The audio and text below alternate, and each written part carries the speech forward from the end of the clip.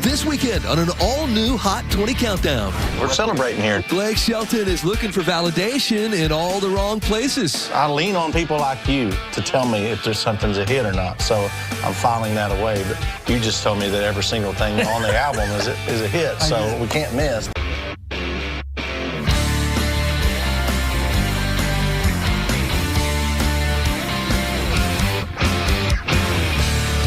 Hey there, welcome to CMT's Hot 20 Countdown, your VIP pass to country music. I'm Cody Allen. This weekend, superstar Blake Shelton will join us. He's got a brand new album to talk about for recreational use only. We'll get to Blake.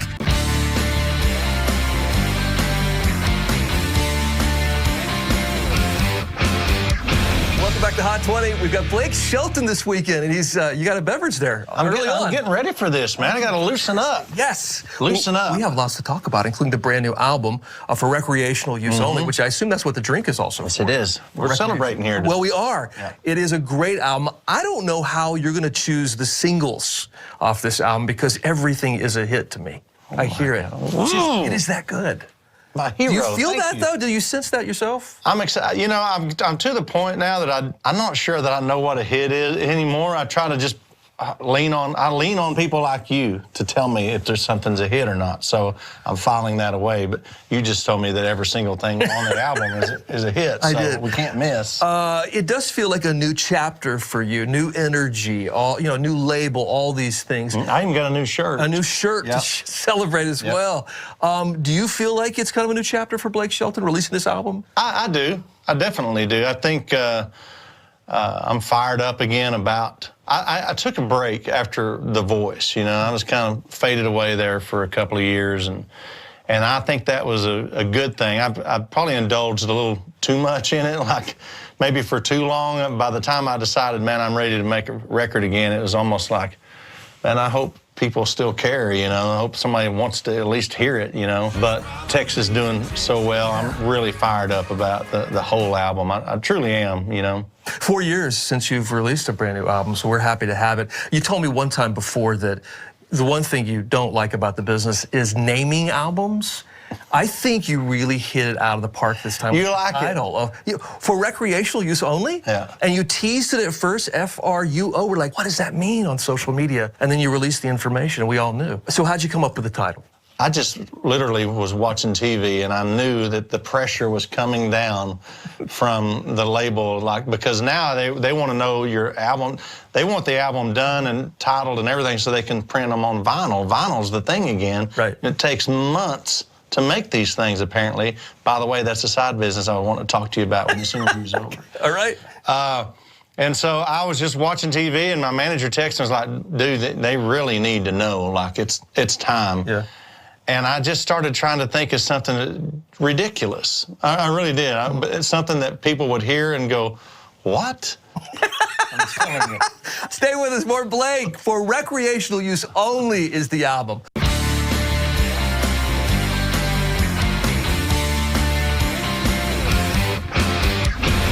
We've got Blake Shelton. We're talking about his brand new album, celebrating for recreational use only, and the song Texas, huge hit. First week, it was the most ads you've ever gotten at radio. That must have felt good. I wasn't that confident. I was excited about the song, but I can't say enough that it's like, man, I think this is a great song. I like hearing it over and over again, but you never know what's going to happen. I've seen this movie quite a few times, and so to see it get that kind of reception, that stations jumped on it and started playing it, and it's done what it's done, has just been. I couldn't have asked for a better, comeback. If you let's call it a comeback. Let's call it a comeback. Don't call it a comeback. Stay Country or Die Trying is one that stood out to me as well. It gave me kind of God's Country meets Old Red vibes. Did it you as well? Is that the idea? Without question, those are the two songs. Honestly, I feel like this song is a first cousin to both of those songs, and I just love that it's just such a visual lyric. I mean, everything is kind of like a picturesque thing, and it's throwing in all these redneck country phrases, and I just love it. But my favorite thing about the song is that it's just such a challenge vocally to sing. I don't know when I'm going to learn my lesson to go into the studio with Scott Hendricks and come walking out with blood coming out of my nose and mouth and ears and crying, because these songs that we put on records, I always end up finding one or two, like Stay Country or Die Trying, that's just like, man, that one kicks the hell out of you when you try to sing it. But because of that, I'm super proud of the record we made on it. I want to talk about what I think is probably the most personal, heartfelt song on the project. Next, with Blake Shelton, new album is for recreational use only. Stay with us. Back to the countdown now. Have a drink. Yeah. Woo. You brought drinks.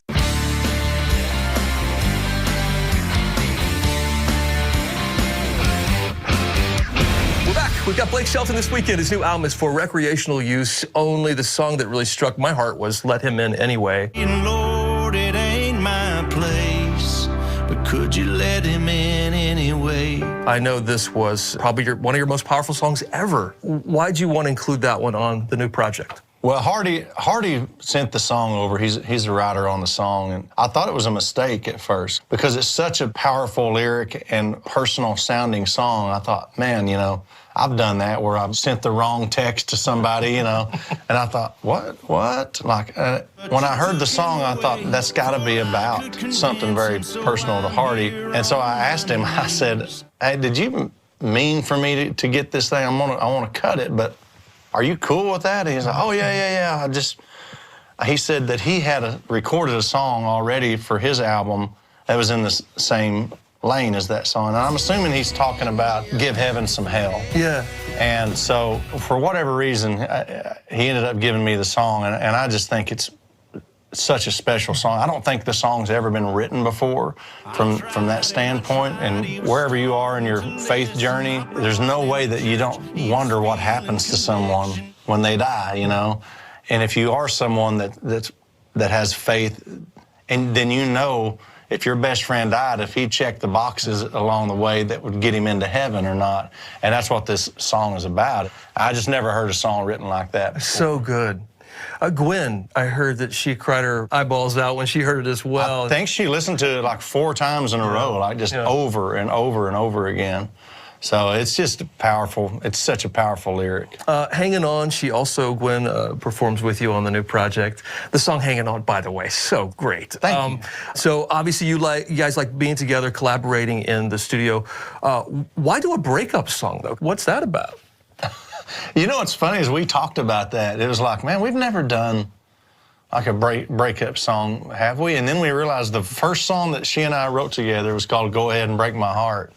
And so we were like, no, we can do it. We can do it. We've already laid the groundwork. We can do it. You know, we know that the magazines will jump on it, which is part of the fun, you know. Right. Well, that's another magazine to add to your bathroom, because in case folks don't know. Have I told you about the bathroom? You did tell me about this. Tell the folks at home, because it is an incredible bathroom idea. What do you have in your bathroom? Our new home that we built in Oklahoma, we have a bathroom that we wallpapered with nothing but tabloid covers of us. And I'm sure some of them are repeated, but not a lot of them. And you have to look for a long time to find it. And but they all look the same. It's always the same. It's either twins, the breakup, the surprise wedding, the alien baby, whatever it is. You know, there's only like 6 stories they run with, but. So maybe you're right. Maybe we'll have a new one to add if we release Hanging On. Stay with us. More Blake Shelton coming up.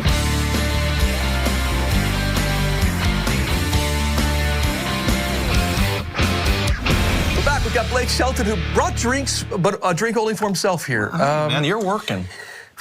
What is this for you? This is party time. This is fun. Man. Okay. Yeah. We are talking about the party that is the new Blake Shelton album for recreational use only.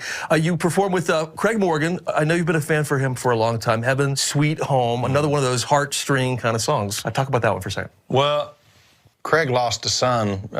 I guess it was 8 or 9 years ago now, Jerry, and. In a boating accident. And this song, I had recorded this song about 4 or maybe even 5 years ago. It was just kind of, I don't know, I didn't know what I was going to do. And when I got this new record deal with BMG and was putting this project together, I got Heaven, Sweet Home out and was listening to it. And for whatever reason, I started thinking about Jerry when I heard the song. You know, I had known him, not well, but since he was a little kid. And it just made me think of him for some reason. And so obviously I was going to reach out to Craig and just say, man, you got to jump on this song with me, you know. So if If you hear the song, if you're playing it, you'll hear Craig's doing the answers in the background. His voice is unmistakable. It's between the two of us, it's the annoying voice on the record. You also sing with Rascal Flatts. You do Mayberry, a brand new version of Mayberry on their duets album, which, by the way, it's like Blakeified, though. It's like a whole new song, really. But it's like a Blake Shelton song suddenly when you do it. It's so crazy. I'm going to tell Gary that, too. It's going to be like, man, really, you need to back off that one from now on. I've set a new standard. But you toured with those guys at the beginning. I did. That's part of the reason why, right? It is. I'm sure it must be the reason why. To the point where I'm still like, they still treat me, and Toby did this too, still treated me as like, no matter where I've gotten in my career, I'm still the guy that they grab and like put in a headlock and do this to, and get out of here, come back here, you know. It's like, what? And so whenever they were making this duets album, there was never like, hey man, we're gonna do this project, what do you think about it? It was like, hey, we need you to come sing Mayberry, and you're doing it in Gary's key, which by the way is impossible for anybody. And so, you don't want to know what I had to go through to get that vocal in his key, you know. Right. But I'm really proud of the record, and I'm glad that I'm on it. But, you know, to go through the hazing with those guys, you know, is not easy. Yeah. Well, you did great on it. I do love it. There's 3 of them. There's only 1 of me. Right. I can't take up for myself in those situations. Hang with us. More Blake straight ahead. Back to the countdown now.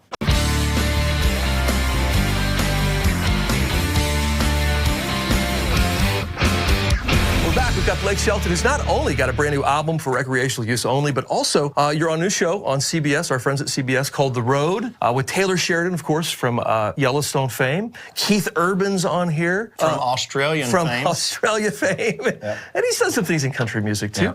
So tell me how this one came together, and what are you loving about making this TV show? Reality show, trying to find another star, right? Pretty much. You know, when I left The Voice, and I'm sure, well, maybe you don't do this because you're sitting here and your bosses are focused on you. But when I was at The Voice, are they? They're in their living room right now. He better not say it. But I was sit at The Voice, and my friend Lee Metzger, who was a producer at The Voice, you can't help but go, man, if I was the boss here, I would do this show this way, or I'd stop doing this and add this, to the point where eventually we kind of had an idea for a singing competition show that we thought would work. And so when I left The Voice, we started a production company, and out of nowhere one day, Taylor Sheridan reached out, and you know, through his shows, Yellowstone and Landman now and Lioness, I mean, I don't even know how many freaking shows he's got that are huge. He has broken a lot of music through his TV shows. A lot of artists have gotten a lot of exposure and went on to do incredible things. And so he wanted to lean in more to the music thing, and so he reached out to us, and that's kind of how The Road was formed. I mean, he's got an eye for this cinematic look. We shot it out on the road, different bars around the country, and I mean, we really went for it as far as bars around the country, people trying to win over these crowds that don't even care about them. They're, you know, not there to see them. They're there to see Keith Urban, you know, like who are these kids? You know, the tweet said, we get to see Keith Urban, and why are we sitting through this, you know? And so the job is to win these people over until we get down to the winner at the end of the season. We can't wait to watch The Road coming to CBS. More Blake Shelton next. Back to the countdown now.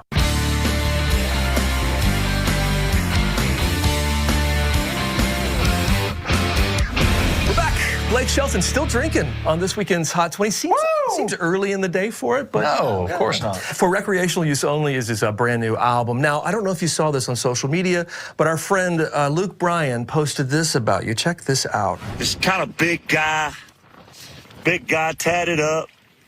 He's just staring me down. I'm like, oh yeah, he recognizes me. I walk up to the counter. He goes, man, God, dude. You look just like Blake Shelton. You're not Blake Shelton, are you? And I said, I'm not Blake Shelton. He goes, you got to get that all the time. Like, I was like, you know, every now and then I get it, but he goes, well, you're his doppelganger. And like, I mean, you know who he is. He's on that TV show. I said, yeah, I know who he is. And he goes, could you imagine what it would be like to have Blake Shelton's money? I mean, seriously, so good. Wow. I did see. He called me that day and told me the story, and he was dying. He was dying about it, and was texting about it, and so when this came out, I was like, I can't believe, because I told him, I said, Luke, the guy, he doesn't confuse us, he confused the names. He knew it was you. He had to. We just have enough in common that it worked. You know, the country singers, TV show. Right. The guy was trying to put it together, but it's almost like it didn't quite connect for some strangers. Do you ever get mistaken for Luke Bryan? I think maybe I have in years, or I've been called Luke, or people ask me if I'm Luke Bryan. Right. But I want to talk about a bigger thing here. How much money you have? No. Because that's... I want to talk about somebody here. There's a lot of camera guys. Can somebody give Luke Bryan lessons on how to film himself? Do you want to see the inside of someone's nose hole when they're filming? Like, now that you bring it up, like it's the most horrifying. I can't even listen to what he's saying. You would think American Idol would teach him how to, like... Oh, my God. You can see it, like the inside of his teeth, the back of his nose. All right. Do better, Luke. Thank you, Blake Shelton, right here. Thank you, buddy. The best for recreational use only is out now. Back to the countdown now.